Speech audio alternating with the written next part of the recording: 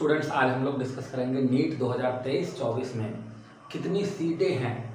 हमारे बच्चे और हमारे जो स्टूडेंट्स हैं जो ग्रामीण परिवेश से आते हैं या उनके जो पेरेंट्स हैं उनको इस बात की जानकारी नहीं होती है कि सीट्स कितने हैं, कौन से कॉलेजेस में कितने सीट है, गवर्नमेंट कॉलेजेस में क्या सीन है, प्राइवेट कॉलेजेस में क्या सीन है, कितने मार्क्स लाने पर उनको सेफ स्कोर माना जाएगा। तो तैयारी तो वो करते हैं, लेकिन ये बेसिक फंडामेंटल फैक्ट्स जो तथ्य है, जो जानकारी है, इनका उनके पास अभाव होता है। तो आज मैं डिस्कस करूंगा कि हमारे नीट में जो MCI का डेटा है, मेडिकल काउंसिल ऑफ इंडिया का, उसके द्वारा जो सीट्स प्रोवाइड किए गए हैं कॉलेजेस में, उस पर चर्चा करूंगा। आइए शुरू करते हैं।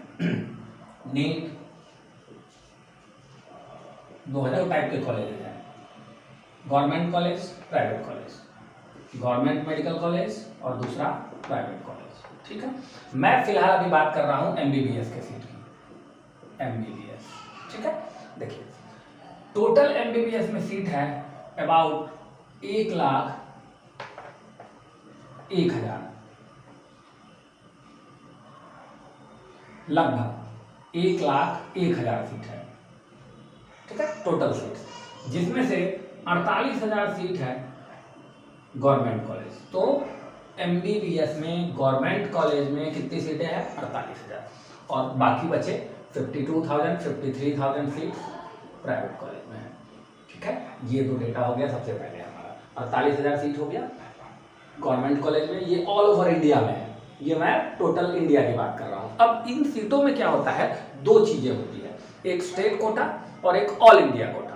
अब बात तो समझिए, पहले इसको मैं समझा देता हूँ, एक्सप्लेन कर देता हूँ। अब जैसे देखिए, उदाहरण के तौर पे मैं बिहार को लेता हूँ। ठीक है, तो बिहार के बच्चों के लिए गवर्नमेंट कॉलेज में 1500 सीटें हैं जो बिहार में हैं, जिनका डोमिसाइल नागरिकता, जिनके पेरेंट्स का स्थायी निवास, या कहिए जिन्होंने 12th बिहार से किया है, तो उन बच्चों के लिए बिहार में लगभग 1500 सीटें हैं। ठीक, अब बिहार के बच्चे अगर दूसरे स्टेट में एडमिशन लेना चाहते हैं गवर्नमेंट कॉलेज में, तो वहाँ क्या सीन है कि वहाँ जितनी भी सीटें होंगी उसका 15% ऑल इंडिया के बच्चों में डिस्ट्रीब्यूट होगा, 85% उसी स्टेट को जाएगा। एग्जाम्पल के तौर पे लीजिए, जैसे महाराष्ट्र में, मान लीजिए कि महाराष्ट्र में 1000 सीट है, तो 850 सीट पे महाराष्ट्र के बच्चे आएंगे और 150 सीट पे पूरे इंडिया के बच्चे आएंगे, जिसमें बिहार के बच्चे भी शामिल हो सकते हैं। तो इस तरह बिहार के बच्चों का ऑल ओवर इंडिया के अदर स्टेट में जो सीट्स है वो लगभग 4100 सीट है। तो अगर बिहार के अंदर जोड़ ले 1500 और 4100 सीट लगभग जोड़ ले ऑल इंडिया के दूसरे गवर्नमेंट कॉलेज में MBBS का, तो लमसम 4500 से 5000 सीट बिहार के बच्चों के लिए गवर्नमेंट कॉलेज में है। आइए उसको लेकर ब्रेकअप करके देखते हैं। देखिए, अब देखिए ये जो सीट्स है MBBS seats in government college. अब देखिए इसमें गवर्नमेंट कॉलेज में क्या है, ये भी दो टाइप का है। देखिए, एक है स्टेट कोटा और एक है ऑल इंडिया ओपन कोटा। ठीक है, स्टेट कोटा में और ऑल इंडिया ओपन कोटा में क्या है कि अदर स्टेट वालों के लिए 15% रिजर्व सीट है, बस रिजर्व सीट कितनी है? 15% फॉर अदर स्टेट वालों के लिए। और स्टेट कोटा में क्या है, उस स्टेट में 85% सीट उसी स्टेट वाले को मिलेगा, 15% सीट में ऑल इंडिया के दूसरे स्टेट आएंगे। जैसे मैं एग्जांपल लेता हूं, बिहार में फिलहाल करेंटली 12 गवर्नमेंट मेडिकल कॉलेज हैं। कितने गवर्नमेंट मेडिकल कॉलेज है? 12। इन 12 गवर्नमेंट मेडिकल कॉलेज में बिहार के बच्चों के लिए 1515 सीटें हैं। कितनी सीटें हैं? 1515। और बिहार के बच्चों के लिए जो दूसरे स्टेट हैं उसमें लगभग 4100 सीटें हैं। ठीक है, तो बिहार का जो स्टूडेंट होगा जो MBBS के लिए देख रहा है अपने आप को गवर्नमेंट कॉलेज में, किस कॉलेज में? गवर्नमेंट कॉलेज में, तो उसको 5000 के अंदर रैंक लेके आना होगा, 5000। ठीक है, ये 5000 जो सीट है इसमें बिहार का अपना स्टेट सीट भी है, अपना 1515, और दूसरे राज्यों में, दूसरे स्टेट में बिहार के बच्चों के लिए कितनी सीटें हैं? लगभग 41-4200। तो ये इस तरह से ब्रेकअप है। अब चलिए आगे देखते हैं। और अब इसमें एक इम्पॉर्टेंट पॉइंट क्या है, देखिए जो गवर्नमेंट कॉलेजेज है वो इंडिया के ऑलमोस्ट सभी राज्यों और केंद्र शासित प्रदेशों में है। असम में भी है, मणिपुर में भी है, बिहार में भी है, आंध्र प्रदेश में भी है, यूपी में भी है।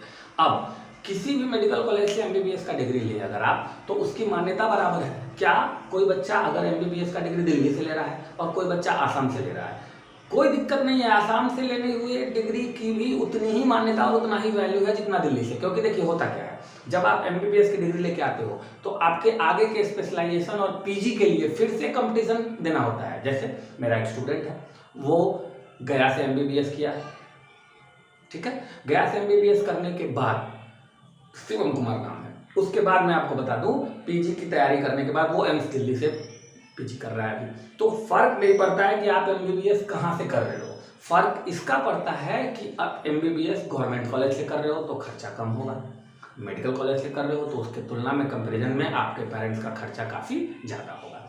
अब कुछ बच्चे ऐसे होते हैं जिनको टॉप के मेडिकल कॉलेज ही चाहिए, तो उनको तो बहुत ज़्यादा स्कोर करना होगा। कुछ बच्चे ऐसे हैं जिनका ये होता है कि भाई हमको कम से कम एक सेफ स्कोर, कहाँ तक हमको किसी भी गवर्नमेंट कॉलेज में मिल जाए एमबीबीएस। तो मैं आपको बता देना चाहूँगा कि अगर आप SC ST कैटेगरी से हैं तो सेफ स्कोर की अगर बात करें तो 500 कितने में से 720 में से।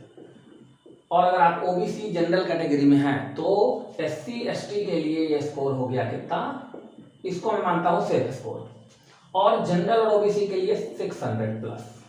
अगर आप इतना स्कोर करते हैं तो आराम से आपका एमबीबीएस में सिलेक्शन गवर्नमेंट कॉलेज में हो जाता है। और ये कोई बहुत बड़ा टारगेट नहीं है, ये कोई बहुत बड़ा टारगेट नहीं है। क्वेश्चन का जो लेवल आजकल नीट का और जेई का है वो बेसिक फोकस है आईएससी पे।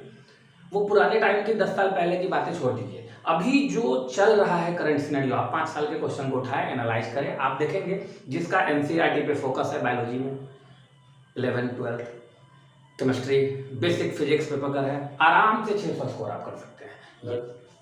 रही बात की इसकी तैयारी किस मोड में किया जाए, देखिए मेरा सीधा सा मानना है, मूल मंत्र है मेडिकल का अभ्यास, smart work with more practice, smart work with more practice. More practice ज्यादा इंपॉर्टेंट है, स्मार्ट वर्क से ज्यादा इंपॉर्टेंट है मोर प्रैक्टिस।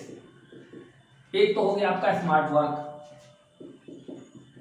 और दूसरा मैं इस पे एम्फेसाइज करूंगा क्योंकि देखिए मेडिकल का जो फील्ड है वो मेमोरी बेस्ड फील्ड है। आप जब डॉक्टर बनोगे, आप जब दवा का नाम लिखोगे तो कंपोजिशन तो ठीक है सोचोगे, लेकिन दवा का नाम तो आपको याद होना चाहिए। तो ये मेमोरी बेस्ड, और मेमोरी का शार्प करने का एकमात्र तरीका है रिवीजन। मोर प्रैक्टिस करें, और आप गिरदार रहते हैं और आप एस्पिरेंट है नीट के, तो जी फॉरम आपको मदद कर सकता है। हमारी संस्था है जी फॉरम, जी नीट फॉरम, आप इससे जुड़ सकते हैं। हमारा कॉन्टैक्ट नंबर है,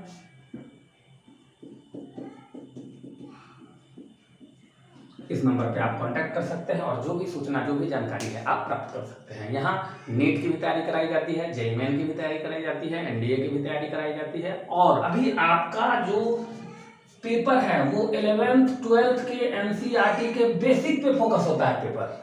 अगर आपका बेसिक स्ट्रांग है तो आप नीट में, जेईई मेन में अच्छा स्कोर कर सकते हो। तो एक बार फिर से मैं दोहरा दूं, हमारी संस्था है जेईई नीट फॉरम, इस नंबर पे आप कांटेक्ट कर सकते हैं और अपनी तैयारी के लिए, आपके बेहतर मार्गदर्शन के लिए हम आपको गाइडलाइन प्रदान करेंगे। और शुभकामना है बच्चों आपके साथ कि आप नीट में अच्छा करें, और हो सकता है भविष्य में आपके नाम के पीछे डॉक्टर लग जाए। इसलिए हिम्मत नहीं हारना है और मजबूती से लड़ाई लड़ते रहना।